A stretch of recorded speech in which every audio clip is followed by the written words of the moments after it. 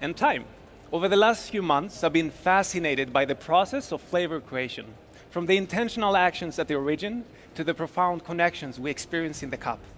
This started when I found the coffee with the most intriguing flavor expressions, a result of its exceptional growing conditions and variety, where qualities were further enhanced through meticulous processing, elevating it to new heights. So today, I'll be sharing this experience through one coffee, showcasing the process of flavor creation and its evolution through intentional actions. Allow me to introduce you the coffee produced by my friend Luis from Aroma Nativo, located in the Huila region of Colombia. It is a pink bourbon variety grown at 1,600 meters under the protective canopy of shade trees, creating a unique microclimate, where coffee cherries undergoes a slower maturation process, creating higher concentration of natural sugars and promoting sweetness in the cup. But what's special here is that these shade trees not only provide shade, but also supply nitrogen to the coffee tree roots, boosting the nutrient absorption and lays a strong foundation for flavor creation. This pink bourbon variety has high flavor qualities of citrus fruits. But the reason why I choose it is because how Luis managed to develop those flavors through his intentional actions. To emphasize the interplay between variety, terroir, and fermentation, Luis extracted native bacteria from the farm and cultivated it in the lab. This allowed him to capture the essence of terroir and utilize it in the fermentation process as an ingredient. In this process, coffee cherries are first depulled and then inoculated with the native bacteria, undergoing 48-hour fermentation in an oxygen-controlled environment, creating new organic volatile compounds, highlighting tropical fruit qualities like passion fruit. But how exactly can we create flavors by just adding native bacteria? Well, that's a very good question, right? I want you to experience it for yourself today. As you can see in front of you, you'll find 2 samples provided, which are only for demonstration, not for scoring. I'd like you to please pick up sample number 1 that I just opened and give it a try. Please go ahead and give it a taste. It is apple juice.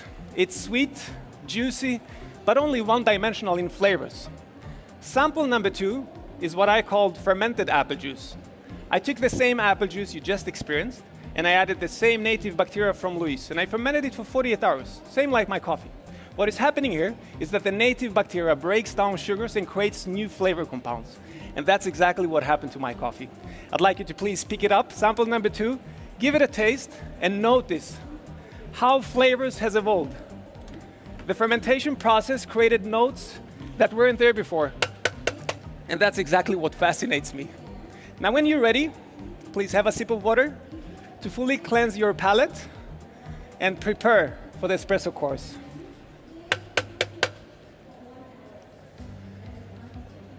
So the fermentation process created notes to my coffee that weren't there before, but also had the effect of creating a softer green bean, which required a special roasting approach. Utilizing halogen capabilities from Stronghold, 20 days ago, we fully developed that coffee beans from inside out with higher energy at the beginning, unlocking higher flavor complexities for you today. Now, this roasting approach led to a more soluble coffee, which requires kind of a special brewing approach. I'm starting by dosing with 20 grams in, 40 grams out, at 93 degrees. This will give you a medium body for weight. And as you noticed, I distributed the coffee evenly with needles combing the coffee, promoting a uniform extraction.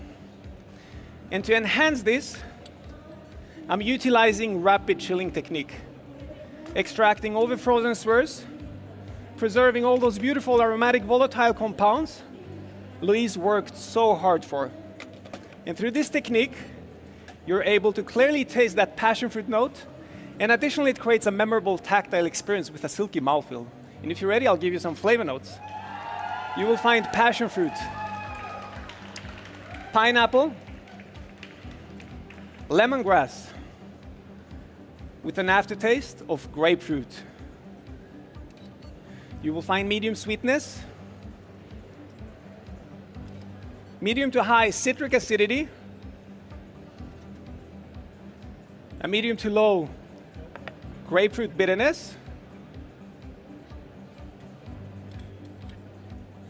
and a medium body with a silky mouthfeel. Now, as soon as I will be serving you, please evaluate that crema and then stir 4 times and enjoy this beautiful espresso that Luis worked so hard for, enabling us to savor this moment together. And I'll be right back with the milk course. Here you are. Enjoy.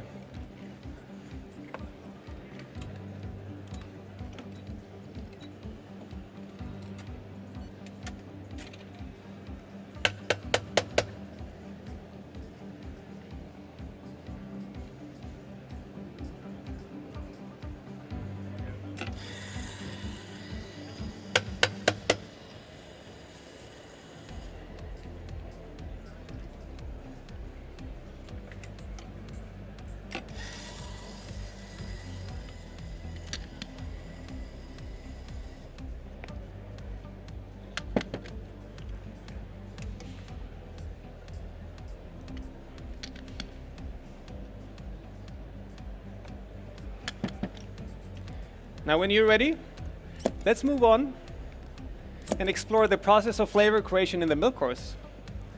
Now, something my milk and coffee has in common is that both have undergone a transformation in flavors when an ingredient was added.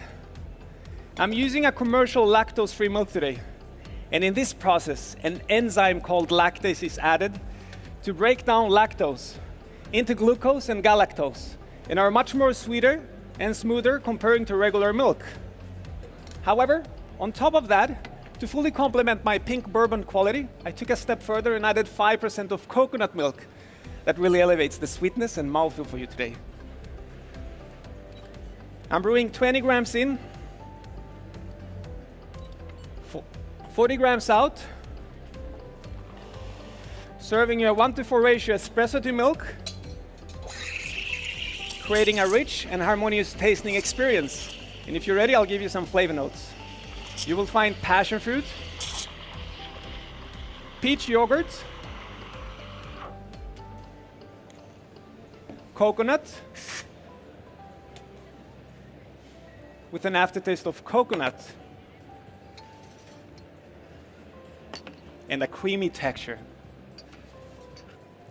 Now, after fermentation, Luis carefully dried the coffee in a humidity-controlled room to stabilize moisture and water activity, preserving all those beautiful flavors he developed through his intentional actions, and that pairs beautifully with my milk blend today, delivering a sweet dessert-like milk course. And Kasia, I can't wait for you to try it.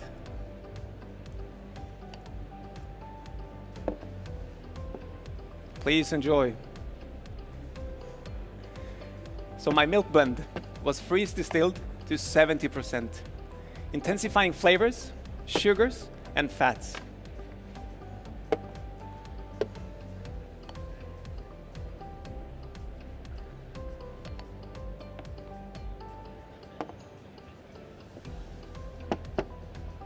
Please enjoy. Stavros, my milk is steamed up to 60 degrees to break down those glucose and galactose, elevating the sweetness, and at the same time that I found out that this temperature provided the best taste experience. And please enjoy.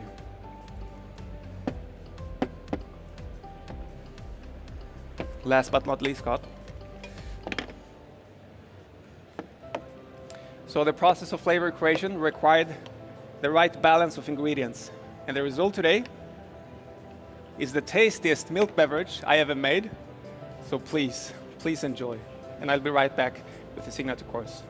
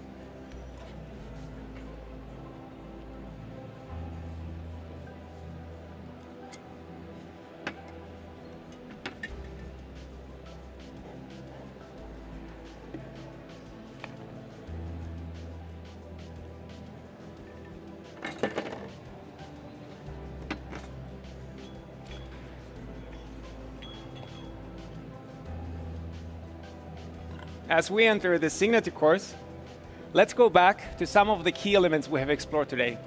The process of flavor creation and the intentional actions that shape those intricate flavor compounds. But the thing is, to create a complete flavor experience, we need to balance acidity, sweetness, and mouthfeel. And that's exactly our intentional action in this signature course. Starting with my 2 double shots of espresso that I prepared in the beginning of my presentation with 20 grams in, 35 grams out, and let them to cool down in this hybrid chiller to open up flavors and develop a new citrus note of orange. Now let's complement these espressos with my first ingredient. Remember that demonstration, that fermented apple juice. Well, this will be our first ingredient today. What I did, I took 1 liter of apple juice and I added 0.5 grams of the same native bacteria from Louise, and I fermented it for 48 hours at low temperature in an oxygen-controlled environment. As you remember, the fermentation process created new notes that weren't there before and complements beautifully with my espresso. I'm adding 35 grams of this, which will create new notes of peach and mango. Next up, my milk. The same milk blend you experienced in the milk course.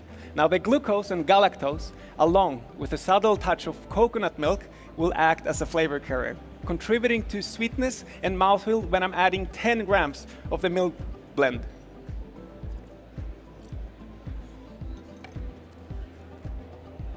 And on top of that, I will add 1 ice cube to bring down that temperature, to open up flavors even more and create a lingering aftertaste. And then I will blend everything together to create a creamy texture and allow me to make a little bit of noise now, okay?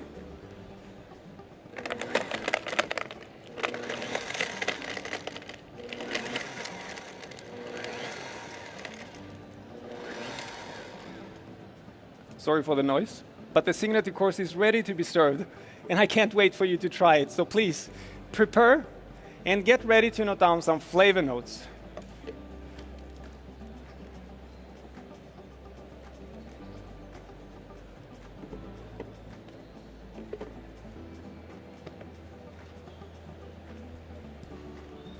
All right, are you guys ready? Perfect. You will find flavors of mango, passion fruit, peach, orange,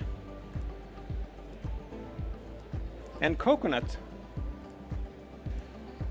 with an aftertaste of coconut and orange. You will find a creamy texture and a lingering aftertaste. The aftertaste is beautiful in this signature course. And as you can see, I'm pouring over these frozen spheres, similar to what I did with espresso, but in this case, to serve you in a temperature of 10 degrees for best taste experience.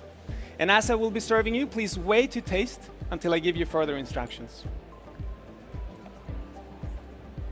So, everything starts at the farm, where producers like Louise push the boundaries of flavors and inspires roasters and baristas like myself to honor their hard work by carefully shaping flavors and introduce them to the world. That's what specialty coffee represents to me, and what it deserves to be celebrated for many years to come. It's about the collaboration and passion that we celebrate that makes each cup a masterpiece.